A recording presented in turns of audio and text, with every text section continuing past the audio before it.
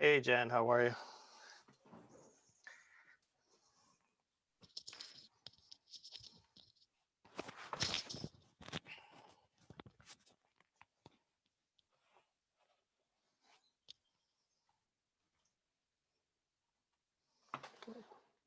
I will. Hey, how's it going? Oh, Turn it's on going. my. Yep, it A little definitely bit is. insanity on our end, but Yeah, I can imagine. how are you? Good, good. Yeah, working through the insanity on this end too. No, it's like this is a great timing for this webinar today. Yeah, yeah, it is. So, but all right. So it looks like I can't turn on my video. So, Oh, yes, I need to figure that out again. Here. Oh, it's not showing that. It's not showing that same option that it had before. okay. Oh no. Here, let's try that. All right. Let's see. No, not yet. Okay, I'm gonna change you to the host, Okay. and then hopefully it'll let you turn your computer on. No Video. worries. Oh my goodness. Okay, you should be the host now. Hopefully it'll. Yeah, yeah, Oh, thank definitely. God. Let's see. Yep. I have to call our IT because fire. Okay, perfect. No worries. I think at the top. Okay, and you can hear me okay? Hmm. Yep. I'm actually at home today because we have no internet in the office. Yeah, yeah, definitely. No, no internet. Yeah, have they been touching base with you guys? Yeah, no, we actually we had to bring in a partner that specializes in the incident response portion and the cleanup aspect. So they should be talking with Dan and Nathan now. So hopefully they'll Okay. get it resolved. Oh boy. Hmm. Um, okay, so I think you have then the capability at the top of the screen to broadcast. Hmm. So if you want to go ahead and do that, and then as people log in, I'll just kind of give them an update that we're going to wait a few minutes and get started. Okay, so you want me to start the webinar? If Uh, you want to pull your slides up first. oh yeah, definitely. Do that first.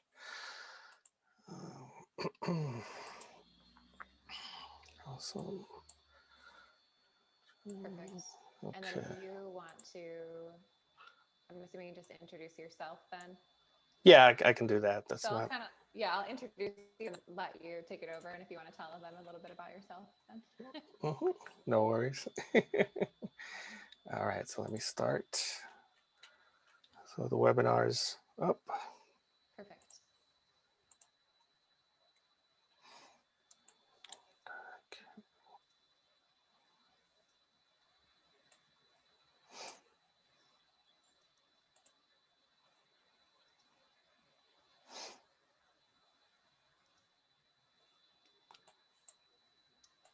Good morning, everyone. I'm just going to give people a few minutes to get logged in before we get started. So just sit tight for a few minutes and we'll be ready just about 11 o'clock.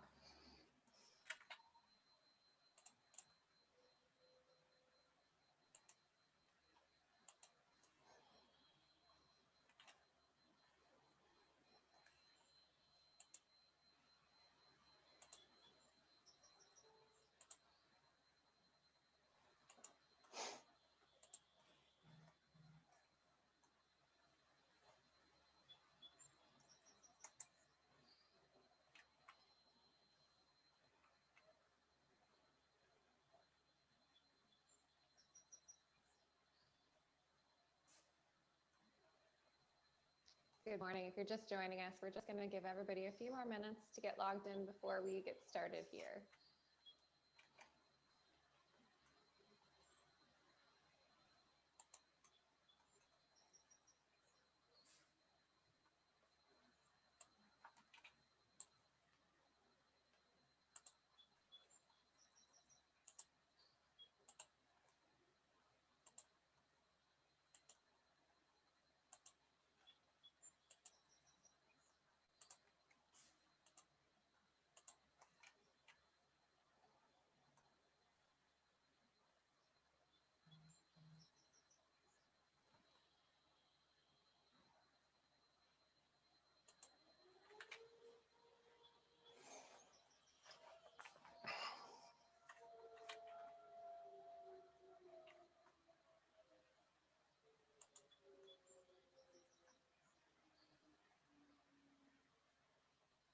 Good morning. If you're just joining us, we're just going to give one more minute. Looks like we're still waiting on some people to get started, and then we'll move forward pretty quickly here.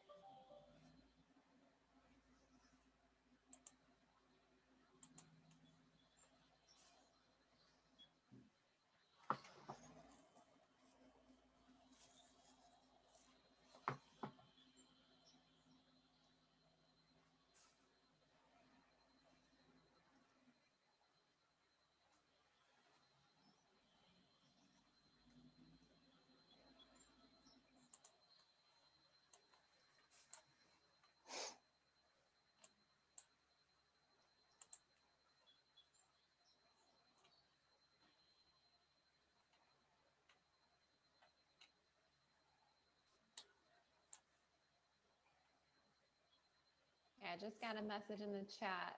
Can everyone hear me okay?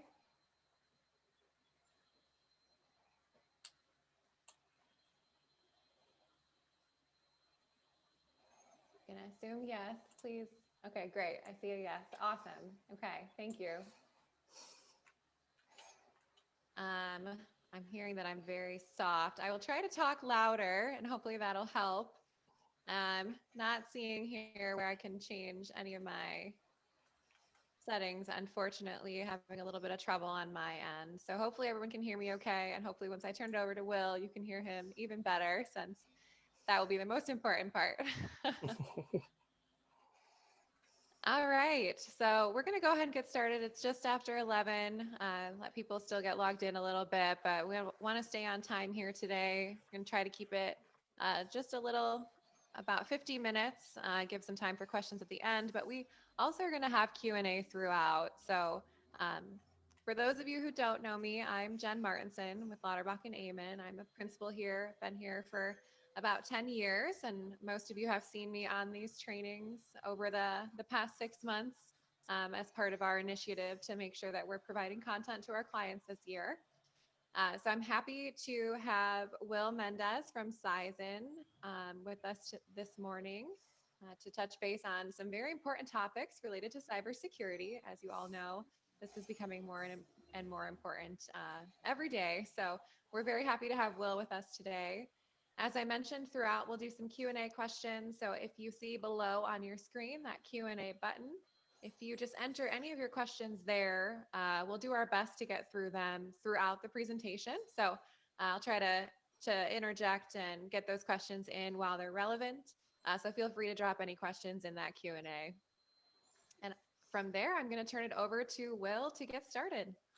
Thank you, Jen, and thank you everyone for joining us on on this webinar today. Hopefully, I'm assuming everybody can hear me well as well.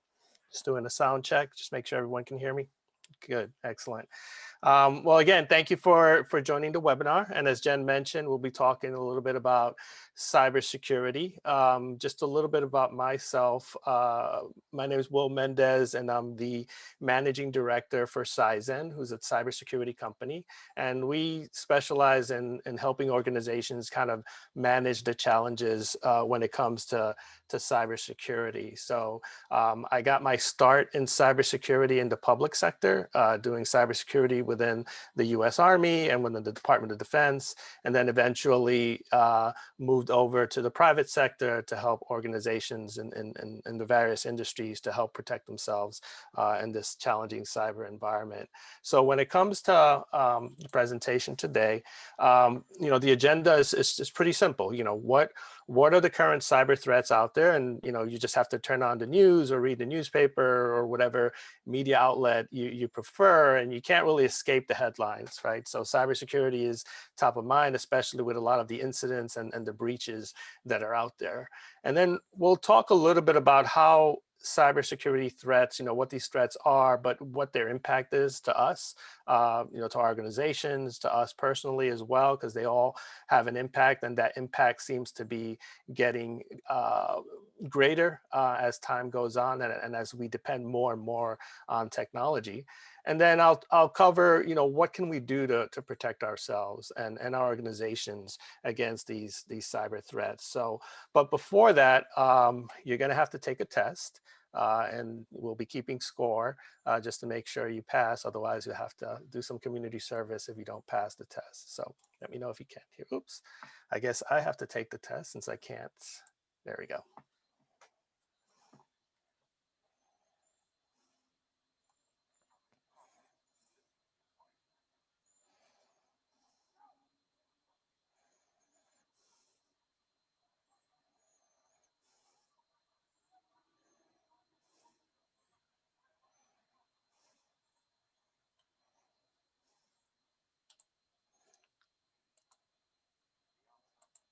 So how many passes do you think the team in white made? Anybody?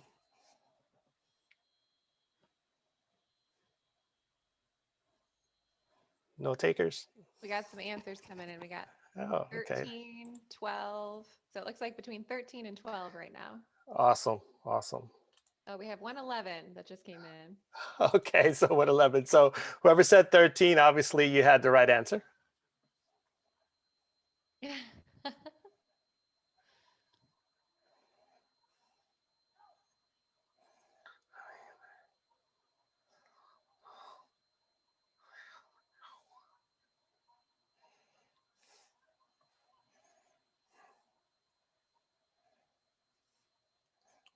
Okay. How many folks saw the moonwalking bear? I did not. So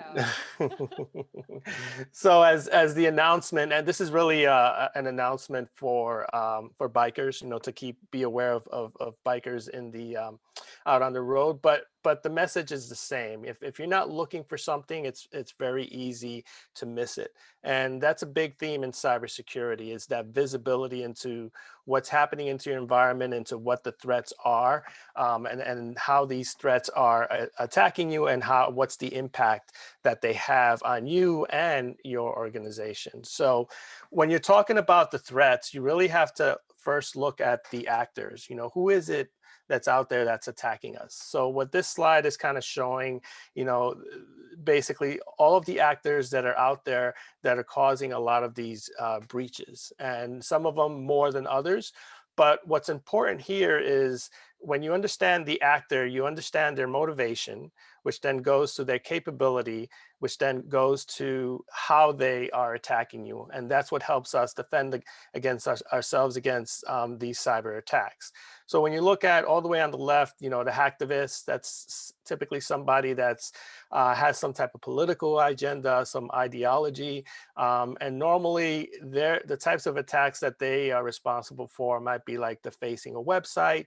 If you have a certain political agenda, or if your organization is tied with certain political agendas or certain industries, these hacktivists might target you and try to deface your website, or they'll dox information on your on officers or CEOs within the organization, make available your personal cell phone and things like that. So those are the type of attacks that usually hacktivists will engage in. And then you also have the criminals, and for them it's all about the money, so it's financially motivated. And we'll definitely talk about these types of threat actors or actors more in the presentation, because as you can probably guess, cyber crime and cyber criminals is pretty high, especially when you look at what's happening in today in the headlines within cybersecurity. Then you've got your insiders, so that can be either malicious or non-malicious. So you can have a disgruntled employee, but you can also have folks that just aren't trained properly and can make a mistake. So that can also cause a cyber incident.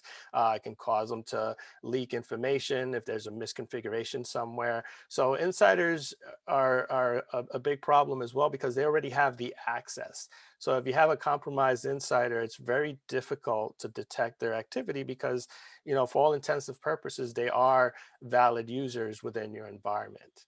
And then when you move on up the scale here, espionage. So if you're in an industry that is susceptible to corporate espionage. For maybe you're in a pharmaceutical industry. Obviously, vaccine research is a big thing. You have either other organizations or even other countries that are looking for information to help increase their technology to help give their companies an advantage when it comes to the economy. Um, and then you've got terrorism. So just like they can use bombs to blow up buildings, they can also use cyber weapons to cause actions and cause events within the physical world. Imagine a terrorist potentially attacking an energy company, causing something to go wrong in a plant or a water supply, as we've kind of seen. It wasn't a terrorist attack, but we've seen that even our water utilities are susceptible to these types of attacks.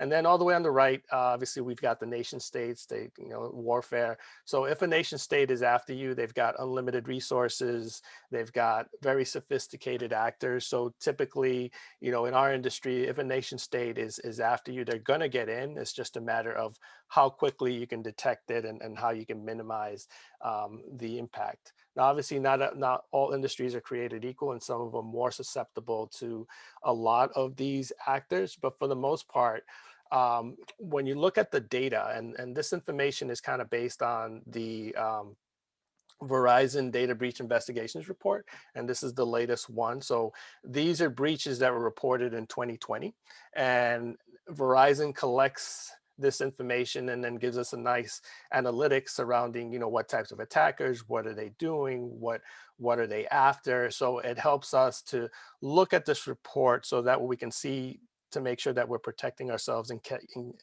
from these current threats. And then based on the report, we see external attacks are really top of the at the top, where over 80% of them of the attacks attributed to breaches are from external actors. And then you also have, obviously, you've got internal somewhere around the 30% range. So we still have to keep an eye on internal, but for the most part, all of our attacks are coming from external threats. And then the graph on the right is saying organized crime. So what this is indicating is that a lot of the attacks that are happening out there are associated with criminals, which means that they're associated with some type of financial gain is associated with it. So again, this is more information from the data breach report, where financial is really the top motivator that they saw from the reported breaches. And then what you see on the right is, what exactly they're after. So, they're after money, but, how are they getting that money? So in this case, on the right, when they actually get information and they get into your system, they're looking for credentials. And credentials is at the top because it's really the gift that keeps on giving. Because with credentials, the hackers can now either sell them. They bring a pretty good penny in the dark market, but they can also use that to gain access to other organizations, depending if these credentials are valid. And as you'll see, like what was recently disclosed with the Colonial Pipeline, they did gain access to a remote server, a VPN server, through some type of compromised credentials. So, credentials are big within the hacker community. And then after that, obviously personal information, because that can be used for social engineering attacks and other types of attacks that target the human. And then medical, those again, pitch a pretty good penny in the dark market. And then obviously financial information from banking, from banking sources, which can allow, for fraudulent transactions. So when it comes to, we know what the threats are, we kind of know who's attacking us, but we also have to keep in mind what the impact is. And, that's kind of what this slide is showing. Some of these you can guess. Obviously, there's some type of financial loss associated with it if they're asking for a ransom. But you also have to think when in terms of financial, there's also the response and recovery aspect of it. So typically what happens in a breach, the first three folks you probably should call, one is your insurance carrier, just to make sure you're covered in your cyber policy. The second should probably be a legal counsel, because they'll dictate as to, your exposure, depending on the type of breach, they'll dictate your exposure to regulatory regulations that are out there that you might be subject to. And then there's the incident response organization. So they're the ones that are going to help you identify, contain, and hopefully recover from a cyber breach. So those are the three main initially. And typically, with your insurance, they might dictate who you use as an incident response company, but all of these have costs associated with it. So when you're trying to identify the financial loss, you have to throw in the impact, the financial impact of all these other incidents, or all these other elements of a breach, including legal counsel and all that. And not to mention, if you have any downtime, if you have to pay for monitoring service. So it definitely can calculate up, and not all of the financial losses are that obvious to see. And then, as you can see, reputational loss. So nobody, there's always the risk of losing clients and losing customers, but a lot of it is probably a function of how big an organization is, because we all still shop at Target. We all still we all still use Facebook and Snapchat, and all of these have been involved in some type of breaches. But it really impacts a lot of the smaller organizations that may not have that reputation that, let's say, a Facebook has. So in this case, the impact could be significant for some of the smaller organizations. And then you've got regulation, again, similar, if you're in a regulated industry, or even if you're not, if the information that was compromised is personal information, you might be subject to breach laws within the jurisdiction, because, every state in the union, all 50 states, have some type of breach laws on the books. And then you've got litigation and clients, right? So if you have existing clients, similar reputational loss, some clients may not want to be part of an organization that has gotten breached. And then you can be subject to litigation, whether it's depending on the jurisdiction. It can either be the people that were affected, or it can just be the state attorney of the jurisdiction that you're in. So you really have to consider the impact of these breaches and all of the hidden costs associated with it. So when you look at cybersecurity, and the reason I put this up first, this is more so that as we go through these slides, just to get you in the mindset of how to think about cybersecurity. So cybersecurity is not a technology, it's not a vendor, it's really a process, and it's a layered process.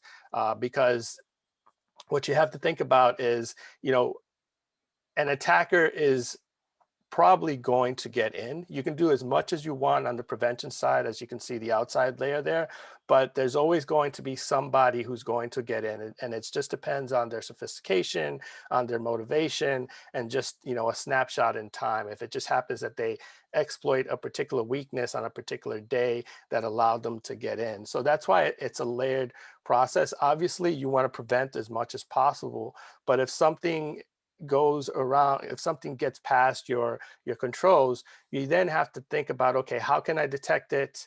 And once I detect it, what do I do to address the incident or the issue? And if it gets to a certain point, how can I recover just to make sure I'm back to an operational state? So when you think about security, you have to think about it in these layers, because each of these layers, there are certain controls, certain mitigations that you can put in place to kind of make the attacker's job that much more difficult, and also minimize the amount of damage that they can do. So as I go through these threats, just start thinking about, okay, where do these mitigation factors fall in these layers? So now, when we're thinking about the threats that are out there, it's obvious, you have to talk about the elephant in the room, ransomware. We see it all the time. We had it with JBS, we had it Colonial Pipeline, and several other high profile cases when it comes to ransomware. So that's definitely one of the top threats that are out there. And I'll discuss as to why it's so popular and why it's so effective. And then there's social engineering. We can't, open up your inbox without having some email from someone we don't know, or someone pretending to be someone we know, asking us to do something which is probably not in our best interest.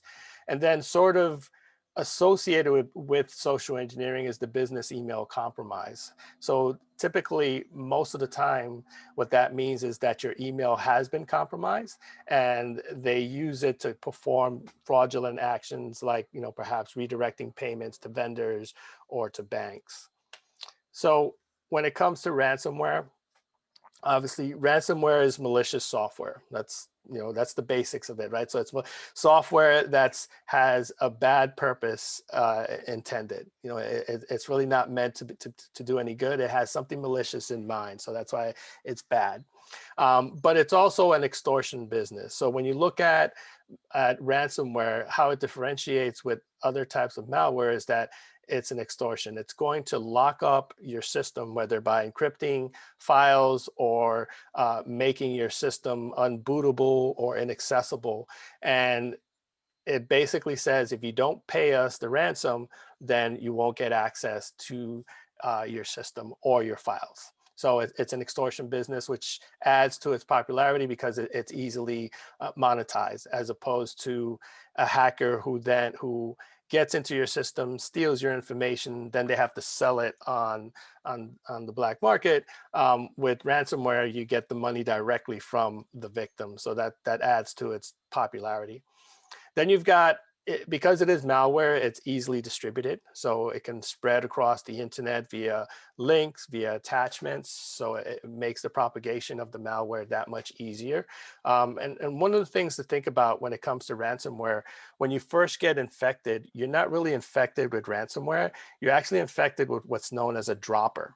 So a dropper is a piece of software that once it gets onto your system, it's like somebody seeing your door open, and then they run up to the front of your house, they open your door and they yell out, "Hey, let's see what John has in his house." So they kind of open up and they open the door and hold it open for other folks to come in and do what they will. So the dropper does the same thing. It holds the door open so that other malware can get in. And obviously in the case of ransomware, it's going to get in and encrypt your files.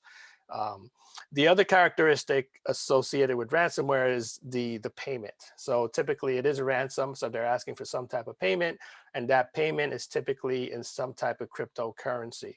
And one of the reasons they do this is because of cryptocurrency has some pseudo-anonymous properties that are supposed to make it harder to track. But we can see it doesn't always work, since the FBI allegedly was able to get back half of the Colonial Pipeline's ransom that was paid. So that's an interesting case there. And then ransomware, just like regular malware, is constantly evolving. So when you talk about evolving, it's talking about the technology, how ransomware does its job. It's typically encryption. So that encryption has evolved since the very first documented case, from using rudimentary encryption algorithms that are easily reversible to now using, I hate to use the term military grade, but basically the encryption that's used to encrypt both military and financial information, which is very difficult, if not nearly impossible to break. So that's what they're using now to encrypt your information. And ransomware has evolved from just that lone wolf, that lone hacker trying to get money, to now it's a business model. And that acronym there, RAAS, it's ransomware as a service. So it's literally a cloud service for criminals. They'll set up an infrastructure, they'll charge other hackers fees for using that infrastructure, they have technical support, and then they launch their attacks from this infrastructure to be able to gather victims and gather ransom. And then as part of the process, the providers, the service providers, if you will, do get a cut of that ransom that's collected. And then the other part of the evolution is the extortion techniques. So normally you would get hit with ransomware, they'll encrypt your systems, and then they'll ask you for a ransom. Well, that's kind of evolved as well, where one, it used to be just for money, but now it's more they're not just encrypting information, they're encrypting resources. So they're causing disruption in businesses. But they're also doing what's known as a double extortion. So if they get into your system, they'll extract the information and then they'll lock it up locally in your environment. And then they'll say, hey, if you don't pay us the ransom, we'll release this information publicly. So it's a way of sort of enticing the victim to kind of pay the ransom. The other thing that they've been known to do is when they get into your environment, they'll look for useful information. Let's say a cyber insurance policy, and they'll figure out, okay, what is the deductible, what are the limits on your insurance policy, and then they'll try to make the ransom within those amounts. And they'll literally say, well, your insurance will pay this amount. So it's all towards the main goal of getting you to pay the ransom. And then the biggest evolution is the ransom fees themselves. The first documented case of ransomware was about $189 ransom fee, and now we've got JBS that allegedly paid $11 million to the attackers. So that evolution has grown significantly as far in terms of the amount of these ransom fees. So just to give you some idea of that evolution. So in the beginning, this is really the first documented case of ransomware, and it was done by a Harvard educated biologist named Joseph Pop.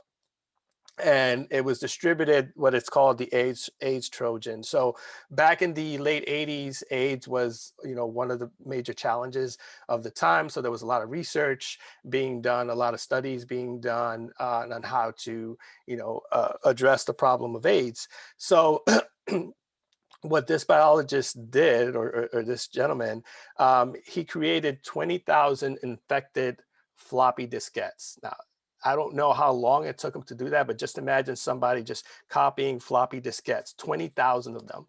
And then he shipped them to folks across 90 countries, so via regular mail. He shipped these floppy diskettes. And his victims were mostly attendees of WHO's International AIDS Conference.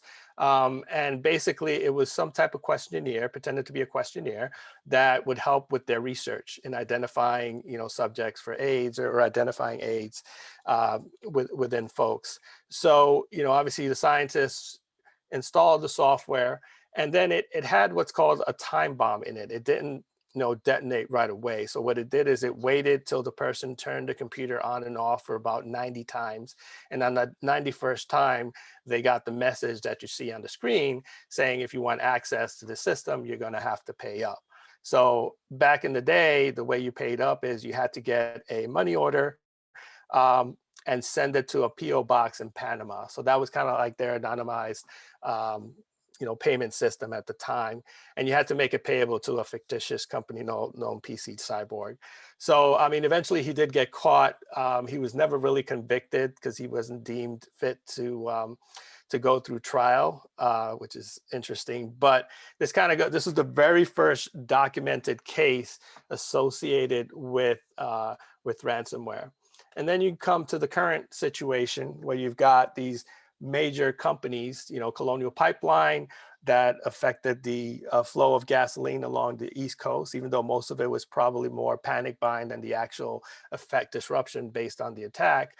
And then you had the meat industry here with JBS, where they actually had to close down a lot of their facilities within the US until they got their systems back up. So you went from floppy to now just being, the means of transmission, obviously the internet, email, websites, infected websites. And then the ransom went from $189 now to over $11 million in the ransom. So definitely a giant evolution. And, if the trends keep going, it doesn't look like it's going to get any better. But just to give you a high level as to how it works. So I mentioned before ransomware as a service. So that's somewhere out there on the dark net. They've got, an infrastructure that's specifically designed to distribute malware. So you have Bob, who's a very dedicated worker. He's doing his work. It could be busy season if he's an accountant. Maybe it's tax season. If he's another type of industry, it could be their busy season as well. So he's busy doing his work. He receives an email that has a link or maybe an attachment. It looks to be from somebody familiar, but he just takes a quick look at it. Oh yeah, that's this client. He opens it up, and then that opened the door to that dropper, which then opens the door to ransomware. So that's typically one of the ways they get you. The other way that it spreads is what's known as a watering hole technique. So all of us have certain preferred websites that we like to visit. If you're a scientist, you might have certain scientific websites, you may have certain media outlets. So if you think of the analogy here is, if you think of, let's say, the savannah or out in the jungle, there are these watering holes where all animals gather to drink water because they know it's maybe the only water source for miles. So attackers, predators know that, so they'll sit and wait for their prey near the watering holes. So it's the same for the hackers. They say, okay, these particular folks always visit these websites. So if we infect the website, then we have a way of now delivering our malware. And they don't have to infect the whole website. They can infect certain parts of it. Like if you get advertisements, they're typically called malvertisements, malicious advertisements. So those could potentially open up the door for malware, and in some cases for ransomware as well. So this is kind of in general how it propagates, how you do get infected. Um, so when we talk about impact, obviously we know Colonial Pipeline, JBS, there was disruption and the supply chain there. So whether it's meat or gasoline, but it does have sometimes some very sad impact. Because if you look at the case of Dusseldorf University Hospital in 2020, in this case, ransomware hit a hospital and it affected their systems and their ability to take in patients. So um, an elderly woman suffered what they call an aortic aneurysm. So that has to do with swelling in your aorta, and it has to be addressed immediately, because if it ruptures, then the person can bleed out. So she was being directed to this particular university. They had just gotten hit with ransomware. Excuse me. And they said, we can't really take her in because our systems are down, we can't process, we won't be able to sign the right doctors and all that. So they redirected her to another hospital about an hour away. Unfortunately, when she got to the other hospital, it was too late and she wound up passing away. So it's considered the first documented case where a death was caused directly from ransomware. So we have to look at how the impact of ransomware and malicious software and these cyber threats in general just keeps growing. Because originally, if a company got hit with ransomware, we're like, oh, well, that's the company's fault. But now they keep growing in impact where you're affecting, the gasoline supply along the East Coast, you're affecting meat industry within the US, you're affecting hospitals, which would affect, our ability to get the right care. So as the worrying trend is that these disruptions and these impacts just keep getting bigger, kind of as the diagram on the side alludes to. So how do you mitigate it? So thinking about the layers that I mentioned earlier, you always want to prevent. So because it's malware, you want to patch and update your systems, keep them updated as much as possible. You want to have some type of endpoint protection, preferably what they call next gen antivirus, which is kind of meant to identify the behavior of malware in addition to signatures and other aspects, and it uses machine learning to identify suspicious activity. And you also want to have that security awareness. So your folks, your employees, ourselves, we're key to helping prevent this, because a lot of times the attacks are aimed towards us, and we tend to be that initial vector by opening an email, opening an attachment, or clicking on a malicious link, or sometimes even volunteering information. Somebody can call us up or send us an email asking for information, and we might accidentally divulge that information that we probably shouldn't have. Configuration management. So you want to make sure, you want to make sure your systems are patched. You want to make sure that they are configured appropriately. Disabling unwanted services, making sure that the services that we're running are secure. So tasks like that. And then detection, again, if you see some of these kind of a dual purpose. So detection, you want to be able to detect if something does get past your prevention, detect that activity. You want to be able to respond to that activity as well. So you have the respond phase. And then if it does get through far enough, you want to have that ability to recover, whether it's through backups or whatever other mechanisms you have in place. But if you notice, security awareness training Should be. Yep, it is. I did update this correctly. So security awareness training is in all phases because there's a person usually involved in every single one of these layers. So prevention, want to teach your employees not to click on links, but if they do, you want to make sure that they respond accordingly by reporting it because that time is critical. The quicker they report something, the quicker then the response can be initiated to help minimize that task.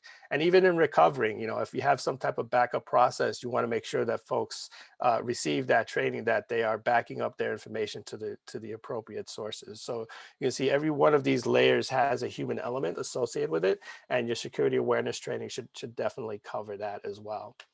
So that was ransomware. The next big threat is social engineering. And here again, we're kind of, as I alluded to in the previous slide, this is when you're attacking the human in the loop and you're trying to take advantage of certain of our psychological factors that trigger within us to elicit some type of activity that's probably not in our best interest. So when you look at engineering, social engineering, there's different types. A lot of the ones here are email based. So you've got phishing, which is when those emails you receive. And when you think about phishing, it's very generic, it's very general, and it's trying to get you to click on a link or maybe open an attachment. But then you've got more targeted phishing, spear phishing. So if phishing, if you think of phishing as sort of throwing a net or just regular phishing out there, and then what you get in that net is what you get, just think of spear phishing as somebody specifically targeting, I want this particular fish for me for my meal tonight, so I'm going to target that fish. So that's where spear phishing, the main difference between phishing and spear phishing, it's very targeted. And for it to be very targeted, that means they have to do their research just to make that email or that pretext, if you will, that much more convincing. And then you've got whaling.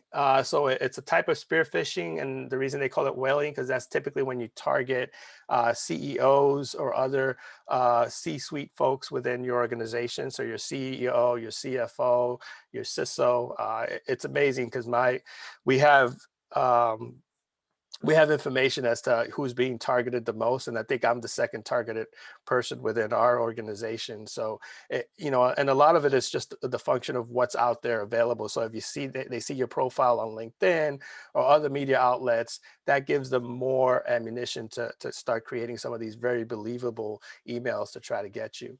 And then you've got phishing, which is basically the phone. So that's if somebody calls up, let's say Verizon or your provider, and maybe switches your phone number to one of their phones.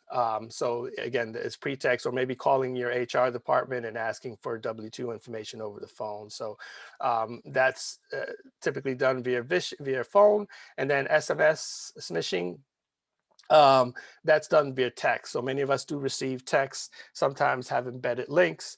And just remember, your phone is a computer. So just like your desktop, your laptop can be infected, your Apple and your Android phone can be infected as well. So various avenues, various vectors when it comes to social engineering. And again, it's very popular.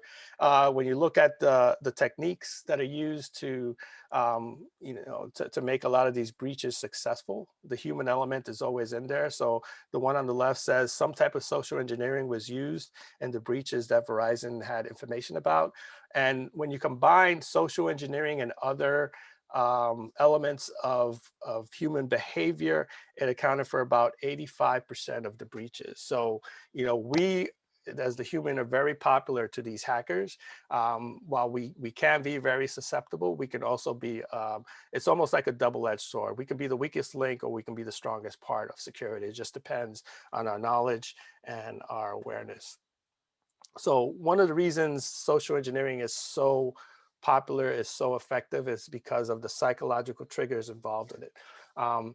There's a whole much more, there are definitely much more than these four. There's actually a whole study on social engineering and hacking the human. It's a lot of psychology information, so it's very interesting reading.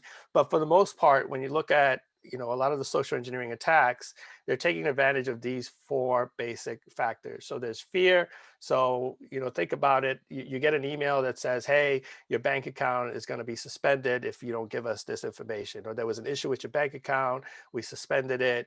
Please provide us this information to get your access back. So it's that initial fear to get you going, to sort of short circuit your brain and prevent you from thinking about this. Is this something normal? So they instill that fear in you, and then you wind up doing what they ask. There's obedience, and that's really more that supervisor. So if you have someone that's very dedicated to the supervisor and they do what anything their supervisor asks them to do, then they're susceptible to this type of psychological factor where they can get an email or a phone call, somebody pretending to be their supervisor, and then they could get them to do elicit some type of activity associated with that. Greed. This is funny because obviously we've all heard of the Nigerian prince, and we all get these um, emails, about, hey, you can win $1 million. Just give us this information, give us your banking information.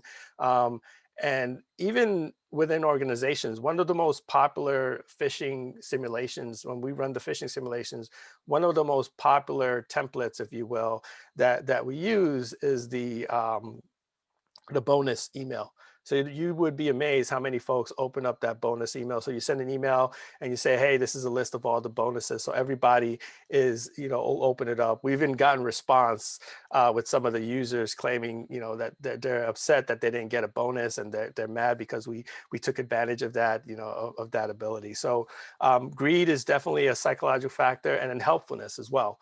We all want to help somebody, especially if that person is in need. We want to open that door for someone. If they tell us, hey, I forgot my badge, do you mind badging me in? Or, I forgot my password, do you mind accessing this system for me? So we all want to be helpful, and hackers take advantage of that. So with that, I'm going to give you a quick example of a social engineering attack.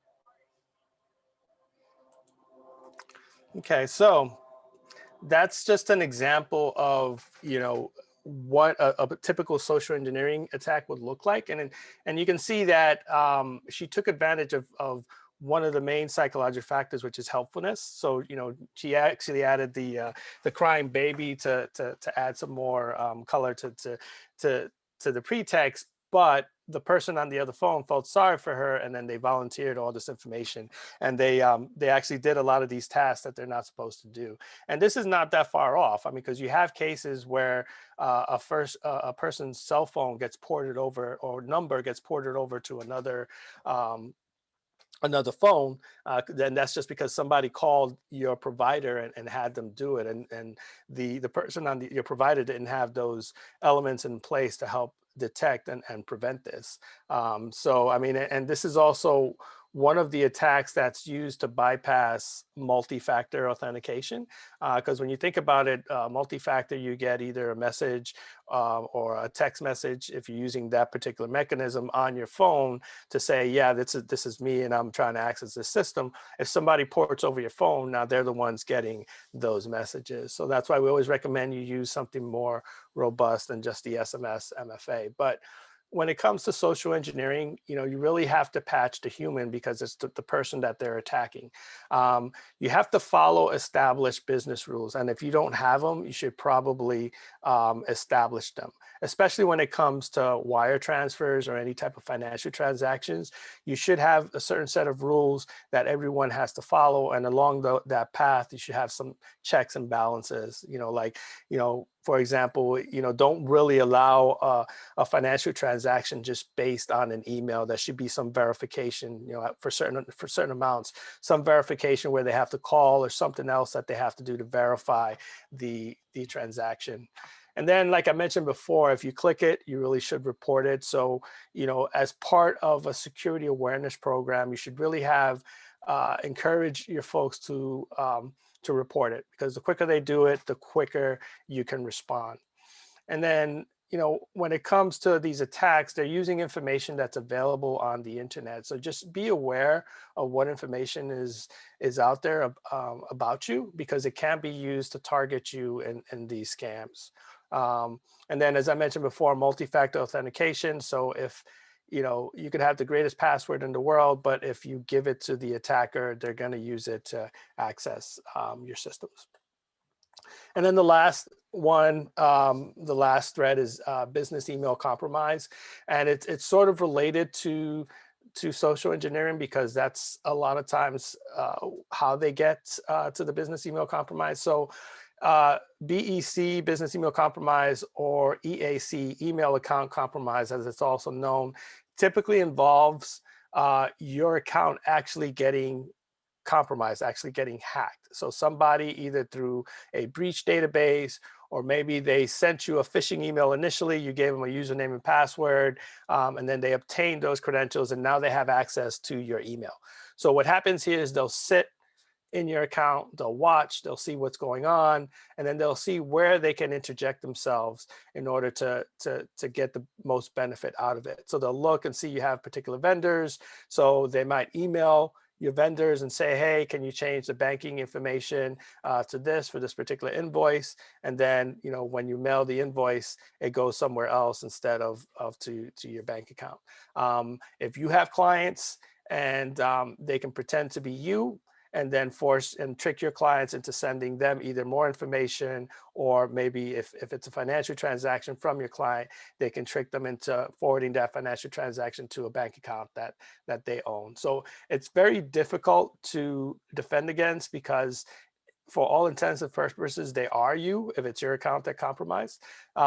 For some of these, they do use some what they call spoofing accounts, so they'll use lookalike accounts to try to do it. But in those cases, they haven't really compromised your email. It's more of a phishing type of attack, but it's kind of grouped into here because business email compromise, the end result is typically some type of fraudulent transaction. And that's really the main motivation of these. It's either mainly to gather money, or sometimes to gather sensitive information, which they can then sell for money. So based on the FBI, between 2014 and 2019, they received over $2.1 billion in complaints related to business email compromise. And that's only gotten worse, because in 2020 alone, they received $1.8 billion in complaints. And typically what happens is you report it to the FBI, the IC3 Center, and they try to get your money back. But, this is where timing is key. So the quicker you do it, then the quicker they can respond and hopefully try to freeze the funds before they get sent somewhere that you won't be able to recover them for. So some of the high profile ones, Toyota Bashoku Corporation, in there, the attackers tricked their finance department into wiring $37 million to a bank account controlled by the hackers. They didn't have processes in place for checking wire transfers of that amount. Obviously, they have them now, but at the time, it's a matter of somebody calling or emailing and say, "Hey, can you wire this money?" Pretending to be a CEO or somebody high in the company, and then the employees just wire the information. In the middle one, I'll let you try to guess which companies this was. So they actually set up a fake company pretending to be a legitimate vendor. In this case, it was Quanta Computer, which is a hardware supplier, and they would send invoices to these two companies for services. And the company didn't realize that these were scammers, and they wound up sending over $121 million in invoice fees to this fictitious corporation. Um, and it actually turned out these companies were Facebook and Google. So if Google and Facebook can get tricked by these types of scams, then what hope is there for the rest of us? So it just goes to show you that kind of, it doesn't matter how big you are, you can still fall for these types of techniques. And then in the last bullet, it was Snapchat, where somebody impersonated the CEO. And in this case, they didn't really get money, but they did get plenty of payroll information, which can then be sold. But as I was talking to before, a lot of times there's some of these hidden costs. So if there's a breach, there's credit monitoring associated that you have to offer to the folks that are affected. And then in this case, they also offered $1 million in reimbursement if you did get impacted directly by the compromise. So when it comes to mitigating business email compromise, it's similar to social engineering attacks because that's the main attack vector. So you want to prevent the account from being compromised in the first place. So you want to make sure you enable multi-factor authentication. You have a robust password policy associated with that, just to help prevent that account takeover from happening in the first place. And similar to social engineering and phishing, you want to follow established rules. If anything deviates from those rules, that should be a red flag to the person being targeted. And then, if you do suffer a business email compromise, report it as quick as possible. They have had great success. In fact, half of the organizations that reported, I forget what the window is, but half of them, at least 99, based on Verizon from their reports, 99% have had the accounts frozen, so those funds did not go to the attacker. And then once it's frozen, then you have the ability to potentially get that money back. So that's kind of the threats that we've talked about. Are there any questions that anybody has? There's no questions in the Q&A box yet, but if anybody has any questions, please let us know. You can also reach out to Will directly. His email is there on the slides. And this presentation has been recorded and will be uploaded to our website under the news section for you to review further once we get that done. So if there's no questions, I do want to thank Will for his time today and that very informative presentation. I know all of this is really important. Oh, we do have a question coming in here. So we do have some time. So let's answer that one. Yeah. So do we need to do anything to protect our phones other than avoid all communications? Yeah, I mean, when it comes to your phones, there's suspicious communications. A lot of it is really process oriented. So just be mindful of what applications you install on there, and also what type of permissions you're giving to these applications. Every time I install an application, I always go through that whole process. Why does it need access to my camera? Why does it need access to my